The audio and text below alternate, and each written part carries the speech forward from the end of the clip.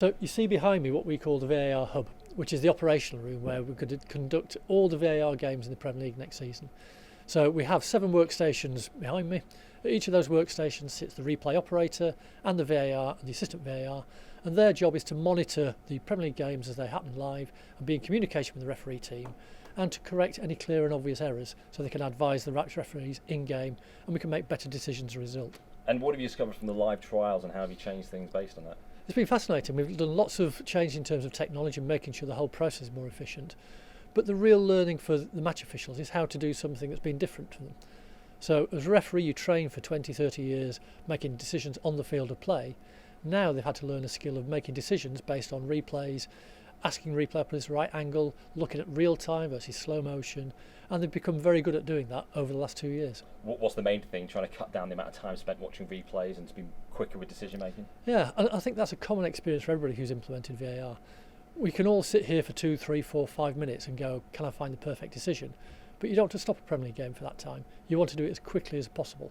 And if you look at the times for completing checks, 29 seconds on average, and for completing reviews, the more difficult ones where we change a decision, and we're currently averaging about 90 seconds for that. That's not a bad trade-off at this stage of development for more accurate decisions. And in stadiums next season, how will fans get to know how decisions are being taken, when they're being taken, particularly the stadiums without big screens? Yeah, we've been trialling lots of different ways of doing that through the games that we've done so far. And as a minimum, you can see that there'll be announcements on the screen, on the scoreboard, which say that when we're going to change a decision, that something's being checked and then the outcome of that check. We've trialled using PA announcements so that people get more engaged in it. And I'm sure over the next year or two there'll be a lot more evolution in that to make sure that the fan experience is a really good one. Is that still one of the challenges to overcome the scepticism that can grow amongst fans as they see delays or they're uncertain how it's being used? I think it is. You want in stadium to understand what is happening. And it's a challenge that they've had at the World Cup and even in Champions League games of late. And the more we understand and improve that type of communication, the better that experience will be. And some grumbling again at the start of the week in Germany over whether even VAR should be in existence. How much have you followed the sort of debates in other countries? Again, we've been in constant communication because we learn from them and their experience of doing games so far. One of the things that we'll inevitably be debating next year is the VAR's role is to correct clear and obvious errors. Where you set that threshold is open to interpretation. We set a very high bar, having talked to all the managers and the players in the Premier League, because we don't want to re-referee games from here. We want the primary decision making to stay with the on-field referees.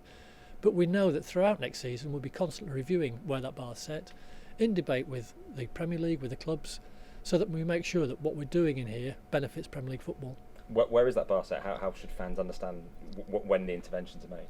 So I think one of the key things is when you look at something as a fan, don't ask yourself the question, do I think that's a yellow card or a red card? Ask yourself, is what the on-field match official has done a clear and obvious error? And if you conclude that is, that's where we're going to change decisions. So you might think, well, that looks like a red to me or it looks like a yellow, but ask yourself the question, is it a clear and obvious error? And that's what we've been working with the Premier League and the clubs over the last 2 years to try and set an appropriate benchmark. I mean, is that like marginal offsides and things like that as well? Or? Now, offsides, you've got 2 types of decision making. So you have the factual decisions, which are entirely objective, and offsides by and large fall into those. And you can use the technology so you can detect whether a player's kneecap is in an offside position or not. Where you're looking at things like, was it a penalty, is it handball, was the tackle a red card or a yellow card, they're more subjective. And that's where you use the skill and expertise of the VAR, who is a Premier League referee or one of the people we're using as VARs, to use their match experience to make sure that we get the right decision. The way it's sometimes seen, particularly following like some of the complaints in Germany, is it's not necessarily the technology that's the problem. It's just, as can happen in any situation, the laws are interpreted in different ways. They are. And one of the things we ought to keep in mind as well is this is in its infancy. It's been used throughout the world in only 2 seasons now. And as we all experience more of it and we all have discussions, we'll come to more considered collective views of how to operate it for the benefit of the game. So who else has been in here? Have you had managers and players coming through, and what have your experiences been of them? Yeah, no, it's been a very good experience over the last few months. All the Premier League club captains were invited. They came down and experienced very much as everyone else has done today, sitting in the hot seat. We've had Premier League managers in here. We've had the LMA. We've had the PFA. All the broadcast partners. The more people can understand what's involved in this process, I think the better we have collectively a chance of communicating that next year. Did you have the situation where players and managers, they suddenly realised actually I know less than I think about the laws. The fascinating thing is you have, and you can see workstations across from each other. On this workstation, something could be a yellow card. On that workstation, something could be a red card. All looking at the same clip, same number of angles. So it just illustrates that actually there's a high degree of subjectivity in this.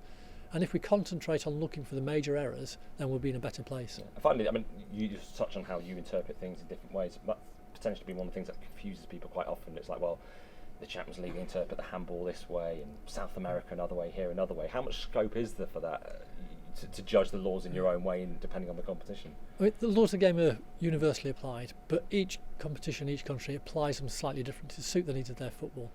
Interestingly, there are a number of law changes for next season, handball being one that you mentioned, and that moves more towards the way that we interpret handball. But there's always that degree of licence for any competition to make sure that you do the best for your players and your managers and actually your spectators as well, because that's the football we want to try and encourage.